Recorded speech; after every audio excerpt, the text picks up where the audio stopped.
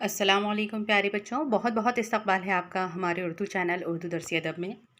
बच्चों, अब तक हमने हिस्सा नस्र में फ़र्स्ट टर्म का सिलेबस पढ़ लिया है, जो मैं आपको पढ़ा चुकी हूँ। आज हम देखते हैं हिस्सा नज़्म। हिस्सा नज़्म में सबसे पहले पढ़ते हैं गज़ल की तारीफ़। आज हम गज़ल नंबर 1 की तशरीह समझेंगे। आइए देखते हैं गज़ल क्या है। आम तौर पर गज़ल से शायरी की वो सिन्फ मुराद ली जाती है जिसमें औरतों से या महबूब से बातें की गई हों। गोया के बुनियादी तौर पर गज़ल की शायरी इश्किया शायरी है। ठीक, आशिकाना मज़ामीन और ग़िनायत गज़ल की ख़ास पहचान है। कुल मिला के बात इतनी है, तो गज़ल जो है उसमें पहले आम तौर से ये कहा जाता था कि इसमें औरतों से बातें होती हैं या इसमें आशिकाना मज़ामीन होते हैं। लेकिन अब क्या कहा जाता है, क्या लिखा है इसमें, लेकिन आहिस्ता आहिस्ता गज़ल में दूसरे मज़ामीन भी दाखिल होते गए। आज ये कहा जा सकता है कि गज़ल में तकरीबन हर तरह के मज़ामीन बयान किए जा सकते हैं। ये ज़रूरी नहीं है कि सिर्फ़ औरतों से ही बातें हों, और ये ज़रूरी नहीं है कि सिर्फ़ इश्क़िया बातें ही हों। और तरह की भी गज़लें होती हैं। दो मायनों में गज़ल तक़सीम होती है, एक हकीकी मायनों में और एक मजाजी मायनों में। ठीक है, क्या होते हैं वो हम आगे पढ़ेंगे। यही वजह है कि गज़ल आज भी उर्दू की सबसे ज़्यादा मकबूल सिन्फ़ सुख़न है। गज़ल का हर शेर अपने मफ़हूम के एतबार से मुकम्मल होता है, यानी अपने मायने के हिसाब से वो पूरा होता है। इसीलिए सबसे ज़्यादा याद रह जाने वाले अशआर भी गज़ल के ही होते हैं। जिस तरह गज़ल में मज़ामीन के क़ैद नहीं है, यानी उसमें कोई टॉपिक की हद मुक़र्रर नहीं है, उसी तरह अशआर की तादाद भी मुक़र्रर नहीं है, यानी कितनी ही बहरों के अशआर हो सकते हैं। गज़ल में यानी कितनी ही बहरों की गज़लें हो सकती हैं। गज़ल में आम तौर पर 5 या 7 अशेर होते हैं, लेकिन कई गज़लों में ज़्यादा अशआर भी मिलते हैं। बच्चों, शेर मतलब एक सिंगल और अशआर मतलब बहुत सारे। कभी कभी एक ही बहर और रदीफ़ काफ़िए में शायर एक से ज़्यादा गज़लें कह देता है। इसको 2 गज़ला, सा गज़ला और 4 गज़ला कहा जाता है। ठीक है, एक ही बहर और रदीफ़ काफ़िए में, यानी जो रदीफ़ और काफ़िया हैं वो एक जैसे ही होते हैं, उनमें एक से ज़्यादा गज़लें कह जाता है, कई गुना गज़लें हो जाती हैं। गज़ल का पहला शेर जिसके दोनों मिसरे हम काफ़िया हों मतला कहलाता है। जैसे कि यहाँ दिया हुआ है, फिर मौजे हवा पेंचा एमीर नज़र आई, शायद के बहार आई जंजीर नज़र आई। तो यहाँ पर जो आई और आई है ये सिमिलर है, एक जैसी है, यानी ये हम काफ़िया है। ये पहला शेर है, इसका दोनों मिसरे कैसे हैं, हम काफ़िया। तो आखिरी के अल्फाज एक जैसे होते हैं, वो हम काफ़िया कहलाते हैं। तो गज़ल में एक से ज़्यादा मतले भी हो सकते हैं। अब एक से ज़्यादा मतले हो सकते हैं, यानी हो सकता है कि इसके नीचे वाला जो दूसरा शेर हो वो भी मतला हो, यानी उसके भी दोनों मिसरे हम काफ़िया हों, है ना। गज़ल बग़ैर मतले के भी हो सकती है, और ऐसा भी हो सकता है कि पहली वाला जो काफ़िया है वो पहला वाला जो मिसरा है वो हम काफ़िया ना हो, बग़ैर मतले के भी हो सकती है। गज़ल का वो आखिरी शेर जिसमें शायर अपना तख़ल्लुस इस्तेमाल करता है उसको मक़ता कहते हैं। अब तख़ल्लुस, जो ये मीर लिखा हुआ है, इससे मीर के ऊपर ये जो निशान बना हुआ है, ये निशान आपको दिख रहा है, ये तख़ल्लुस पर इस्तेमाल किया जाता है। तो गज़ल के आखिरी शेर में जब शायर अपना तख़ल्लुस इस्तेमाल करता है, उस शेर को मक़ता कहते हैं। कभी कभी मतले में या गज़ल के दरमियान में भी किसी शेर में शायर अपना तख़ल्लुस इस्तेमाल कर लेता है। अब यहाँ पर शायर ने मतला भी इस्तेमाल कर लिया और मक़ता भी इस्तेमाल कर लिया, लेकिन कभी कभी ऐसा होता है कि सिर्फ मक़ते में ही इस्तेमाल करता है ना। लेकिन ऐसे शेर को मक़ता नहीं कहेंगे। मिसाल के तौर पर मीर तक़ी मीर का ये शेर। गज़ल का सबसे अच्छा शेर शाह बैत या बैतुल गज़ल कहलाता है। जिस गज़ल में रदीफ़ ना हो और शेर काफ़िए पर ही ख़त्म हो जाते हैं, उस गज़ल को गैर मुरद्दफ़ गज़ल कहते हैं। यानी रदीफ़ ना हो और शेर काफ़िए पर ही ख़त्म हो जाते हों, तो उस गज़ल को गैर मुरद्दफ़ गज़ल कहते हैं। ठीक है, आइए अब देखते हैं। मिर्ज़ा मोहम्मद रफ़ी सौदा की सवाने हयात। मिर्ज़ा मोहम्मद रफ़ी सौदा गज़ल गो हैं। मिर्ज़ा मोहम्मद रफ़ी नाम सौदा तख़ल्लुस उनके वालिद बग़र्ज़ तिजारत काबुल से दिल्ली आए। बग़र्ज़ तिजारत यानी काम करने की गर्ज़ से, बिज़नेस की गर्ज़ से, और यहीं आबाद हो गए। सौदा दिल्ली में पैदा हुए और क़दीम रस्म व रिवाज के मुताबिक अरबी और फ़ारसी की तालीम हासिल की। बचपन ही से नहायत ज़हीन और मौज़ू तबा थे। इब्तिदा में फ़ारसी अशआर कहे और कुछ दिन सुलेमान क़ली ख़ां वद्दाद को अपना कलाम दिखाया। इसके बाद शाह हातिम के बाकायदा शागिर्द हो गए। यानी जब वो फ़ारसी शेर लिखने लगे थे तो उन्होंने अपने कलाम को दिखाया था, अपना लिखा हुआ कलाम उन्होंने कली खां वद्दाद को दिखाया था और उसके बाद वो शाह हातिम के शागिर्द हो गए थे, यानी उनके यहाँ सीखने लगे थे। सौदा की शायरी का सहरा सुनकर सौदा की शायरी का शोहरा सुनकर नवाब शुजाउद्दौला ने बरदारे मन मुशफ़क़ मन लिखकर उन्हें लखनऊ आने की दावत दी। यानी जब वो शोहरत हासिल कर ली सौदा की शायरी ने तो नवाब शुजाउद्दौला ने उन्हें लिखकर लखनऊ आने की दावत दी थी। सौदा उस वक्त तो नहीं जा सके, मगर कुछ अरसे के बाद हालात ने उन्हें दिल्ली छोड़कर लखनऊ जाने पर मजबूर कर दिया। यहाँ नवाब शुजाउद्दौला और उनके बेटे नवाब आसिफुद्दौला के ज़माने में खातिर ख्वाह पजीराई हुई और लखनऊ में ही इंतकाल किया। यानी उनकी खूब खातिर ख्वाह हुई, नवाब शुजाउद्दौला ने भी खूब खातिर करी, नवाब आसिफुद्दौला ने भी, जो दिल्ली के नवाब थे। सौदा ने शायरी की तमाम असनाफ में तबाह आजमाई किए। यानी शायरी की जितनी भी सिन्फ़ हैं, चाहे वो गज़ल हो, नज़म हो, रुबाई हो, कसीदा हो, मरसिया हो, हर सिन्फ़ में उन्होंने तबाह आजमाई की है। यानी हर सिन्फ़ में अपने कलम का हुनर दिखाया है। मगर कसीदा गोई और हुजू निगारी में उनका मर्तबा सबसे बुलंद है। मगर क्या कह रहे हैं, मतलब तबाह आजमाई तो हर मैदान में की उन्होंने गज़ल की, लेकिन कसीदा गोई में और हुजू निगारी में जो उनका मर्तबा है वो सबसे ऊँचा है। उनके क़साइद पुरशको लबो लहजे, मज़ामीन की ताज़गी, ख़याल की बुलंदी, कलाम की चुस्ती और बंदिश के आला नमूने हैं। यानी उन्होंने जो कसीदे कहे हैं, जो कहानियाँ बयान की हैं, कसीदा गोई यानी कहानी बयान करने को कहते हैं, तो उन्होंने जो कसीदा गोई करी है वो उसमें शिकवा लबो लहजे, यानी उनके लबों पर शिकवे की दास्तान, शिकवे के कसीदे भी हैं, मज़ामीन में ताज़गी भी है और ख़याल तो बहुत ही बुलंद है, कलाम की चुस्ती और बंदिश के आला नमूने हैं। उर्दू कसीदे की तारीख़ में कोई भी दूसरा शायर सौदा के मर्तबे को नहीं पहुँचता। सौदा के बाद कसीदा निगारी में दूसरा बड़ा नाम ज़ौक़ का है।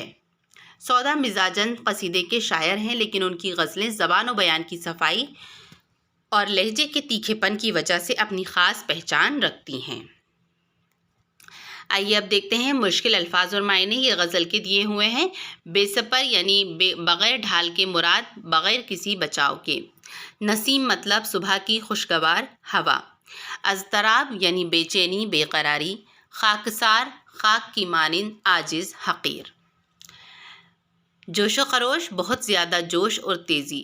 लैलो नहार, लैल मतलब रात, नहार मतलब दिन, और वाव का जो मीनिंग दिया गया, वाव मतलब होता है और, तो लैलो नहार अरबी में कहते हैं, इसका उर्दू मीनिंग रात और दिन है। बसंग यानी पत्थर से। मौजे तंद तेज़ लहर तेज़ झोंका। कोहसार पहाड़ी या सिलसिला। आइए अब तशरीह पर नज़र डालते हैं।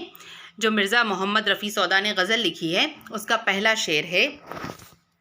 बहार बेसिपर जामो यार गुज़रे है, नसीम तीर सी छाती के पार गुज़रे है। यानी इसमें जो हवाला दिया गया है, आपको हवाला सिर्फ इतना लिखना है कि दर्ज झेल अशआर मिर्ज़ा मोहम्मद रफ़ी सौदा की गज़ल से लिए गए हैं।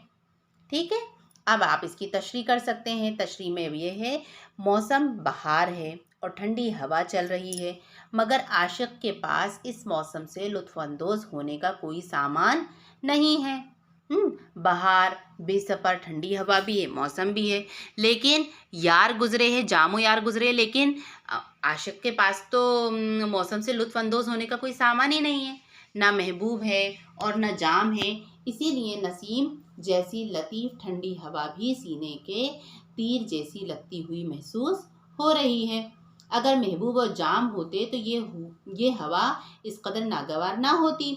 यहाँ शायर ने तीर का मुकाबला करने के लिए महबूब और जाम को ढाल यानी सिपर करार दिया है, क्योंकि ढाल से तीर तलवार के वार रोके जाते हैं। समझ में आया? मतलब वो उस हवा को रोकना चाहते हैं जो इतनी ठंडी ठंडी चल रही है। अगर जाम होता तो वो उसको ढाल बनाकर रोक लेते, तो उन्हें महबूब की याद भी नहीं सताती। ठीक है ना? समझ में आया? अगला शेर दिया है।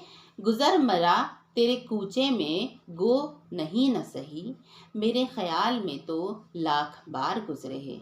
अब आशिक कह रहे हैं, शायर कह रहे हैं कि ए महबूब तेरे कूचे में नहीं आता, तो इसका मतलब ये नहीं कि मैं तुझे चाहता ही नहीं, है ना। पहली लाइन दी है ना यहाँ पर, ये दिया है गुजर मेरा तेरे कूचे में गो नहीं ना सही। मतलब वो कहता है कि अगर मैं तेरी गली से नहीं गुजरता तो इसका मतलब ये नहीं कि मैं तुझे चाहता ही नहीं, मेरे ख्याल में तू लाख बार गुजरे है। फिर शायर कहता है कि मेरे ख्यालों में तो लाखों बार आता है तू, मैं तुझसे गाफिल नहीं हूँ। अब कहा है, कहे है आज तेरे दर पे अज तरा बेनसीम, कि इस जहां से कोई खाकसार गुजरे है। अब शायर कह रहा है, ए महबूब तेरे दर पे नसीम ये बताने के लिए कि इस दुनिया से कोई आशिक रुखसत हो रहा है ना। ये शायर कह रहे हैं कि नसीम तेरे दर पर से इसीलिए गुजर रही है, ये बताने के लिए गुजर रही है कि कोई खाकसार तेरे दर से गुजर रहा है, बेचैन है, आज तेरे दर पे वो बेचैन है, इसीलिए वो यहाँ से रुखसत हो रहा है। फिर अगला शेर दिया है, मैं वो नहीं कि कोई मुझसे मिलकर हो बदनाम, न जाने क्या तेरी खातिर में यार गुजरे हैं। अब शायर कह रहा है इस शेर में कि अपने महबूब को मुतवज्जा करने के लिए कि वो रकीब नहीं हूँ मैं कि कोई मुझसे मिलकर बदनाम हो। रकीब मतलब दुश्मन, यानी महबूब का उल्टा रकीब होता है। तो मैं वैसा रकीब नहीं हूँ कि कोई मुझसे मिलकर बदनाम हो, यानी अगर तू मुझसे मुलाकात करेगा तो तेरी रुसवाई नहीं होगी। मगर तेरे दिल में क्यों बदगुमानी है, अपनी तबीयत की इस बदगुमानी को दूर कर और मुझसे मुलाकात कर। गुजर मेरा तेरे कूचे से यूं है ए जालिम, कि जैसे रेत से पानी की धार गुजरे है। अब शायर कह रहा है महबूब की बेतनाई और वादा खिलाफी के तहत अक्सर आशिक महबूब को जालिम कहते हैं। यानी होता यह है कि जब महबूब अपने आशिक से मिलने का वादा करता है तो कभी कभी वादा खिलाफी भी हो जाती है, वो आ नहीं सकता। तो चुनाचे इस शेर में महबूब अपने महबूब को जालिम करार देकर कह रहे हैं शायर कि ए जालिम महबूब, मैं तेरे कूचे से इस तरह गुजरता हूँ जिस तरह रेत से पानी की धार गुजर जाती है। यानी रेत में पानी जज्ब हो जाता है और देर तक रेत गीला रहता है, लेकिन धार के गुजरने की आवाज़ भी नहीं होती। इसी मिसाल से आशिक महबूब को बताना चाहता है कि मैं तेरे कूचे से गुजरता हूँ मगर तुझे कुछ खबर नहीं होती, है ना। कितनी अच्छी मिसाल दी है उन्होंने इस शेर में। अब मुझे तू देख के जोशो खरोश सौदा का, इस ही फिक्र में लैलो नहार गुजरे हैं। ये आदमी है कि सर मारता फिरे है बसंग, के मुझे तंदे सरे कोहसार गुजरे हैं।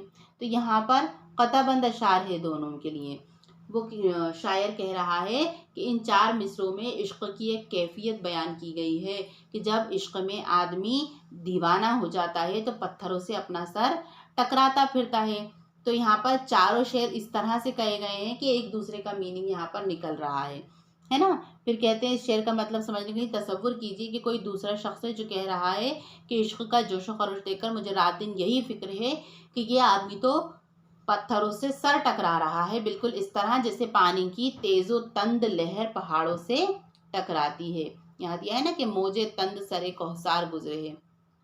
तो अगर कोई शख्स ये कह रहे हैं, यहाँ सोचने के लिए बता दिया गया है, इस शेर में सोचने के लिए बता दिया गया कि आप सोचिए कि कोई शख्स है जो दिनों रात एक ही फिक्र में लगा हुआ है, वो बहुत ही जोशो खरोश के साथ लगा हुआ है, अपने महबूब का तसव्वुर कर रहा है, तो उसके जोशो खरोश को देखकर ऐसा ही लगता है कि जैसे ये आदमी पत्थरों से सर टकरा रहा है, जैसे पानी की तेज तो तंद लहरें पहाड़ों से टकराती हैं। ठीक है बच्चों, समझ में आई ये तशरीह आपको। तो ये तशरीह आपको अपनी कॉपी में लिख लेनी है, जो मैं आपको नोट्स के ज़रिए भेज दूंगी। आप चाहें तो डिस्क्रिप्शन बॉक्स से नोट्स डाउनलोड कर सकते हैं। आइए हम मशक़ी सवाल जवाब देख लेते हैं। सवाल नंबर 1 दिया है, नसीम तीर सी छाती के पार गुजरे है से शायर की क्या मुराद है। तो जवाब है, मौसम बहार की ठंडी हवा आशिक को इसलिए छाती के पार गुजरती महसूस होती है कि उसके पास बहार से लुत्फ़ अंदोज़ होने का सामान नहीं है। अगर महबूब पास होता और शराब का जाम हाथ में होता तो यही तीर सी लगने वाली हवा खुशगवार साबित होती, है ना। होता भी यही है, जब महबूब पास होता है तो हर चीज़ अच्छी लगती है और महबूब पास नहीं तो कोई भी चीज़ अच्छी नहीं लगती। फिर सवाल नंबर 2 है, मैं वो नहीं कि कोई मुझसे मिलके हो बदनाम से शायर की क्या मतलब है। तो जवाब, शायर कह रहा है कि वो सच्चा आशिक है जिससे मुलाकात करके महबूब की रुसवाई नहीं होगी। जो लोग सच्चे आशिक नहीं होते हैं, महज आशिक होने का ढोंग करते हैं यानी रकीब, तो उनसे मुलाकात करके महबूब बदनाम हो सकता है। सच्चा आशिक अपने इश्क को छुपा कर रखता है, जबकि रकीब दूसरों पर अया करता है यानी जाहिर करता है। फिर सवाल नंबर 3 दिया है, मक्ते के क़त्अबंद अशआर में शायर ने अपनी किस कैफियत का इजहार किया है? तो जवाब है, शायर इश्क में इस कदर पुरजोश है कि उसे कुछ होश नहीं, इसलिए दीवानगी के आलम में पत्थरों से अपना सर टकराता फिर रहा है, जिस तरह पानी की लहरें पहाड़ों से टकराती हैं। ठीक, अब अमली काम में बताया है, इस गज़ल के अशार में शायर ने जहाँ जहाँ इजाफत का इस्तेमाल किया है उनकी निशानदही कीजिए। तो इजाफत का मतलब क्या होता है? इजाफत से मतलब अपने शेर की वजाहत जाहिर करने के लिए इजाफत का इस्तेमाल किया जाए, एक नए अल्फाज को जोड़ दिया जाए। जैसे कि गज़ल के पहले शेर का पहला मिसरा बेसपरे जाम, तीसरे शेर का पहला मिसरा अज़तराब नसीम, गज़ल का आखिरी मिसरा मौज तंद सरे कौसार, है ना। तो ये इजाफत के लिए इस्तेमाल किया ताकि आपको अशआर के मतलब समझ में आ जाएं। अब दिया है, इस गज़ल की काफियों की फहरिस्त बनाइए। तो काफिये जिसमें एक जैसी आवाज़ आती है वो हम आवाज़ होते हैं, जो उन्हें काफिये कहा जाता है। गज़ल के मिसरों में जो भी लफ्ज़ हम एक सी आवाज़ होते हैं, हम आवाज़ होते हैं, उन्हें कहते हैं। जैसे ये दिया है ना, बार पार हार खाकसार धार नहार कोहसार, इस गज़ल में यार 2 बार आया है। ठीक है, तो इसको हम काफ़िये के तौर पर लिख सकते हैं। तो बच्चों, आज की ये गज़ल नंबर 1 आपकी मुकम्मल होती है। इसको मैं आपको PDF के ज़रिए सेंड कर दूंगी, आप चाहें तो डिस्क्रिप्शन बॉक्स से डाउनलोड कर लें। आइंदा की अगली क्लास में हम पढ़ेंगे गज़ल नंबर 2। आप मुझको इजाज़त दीजिए, आदाब।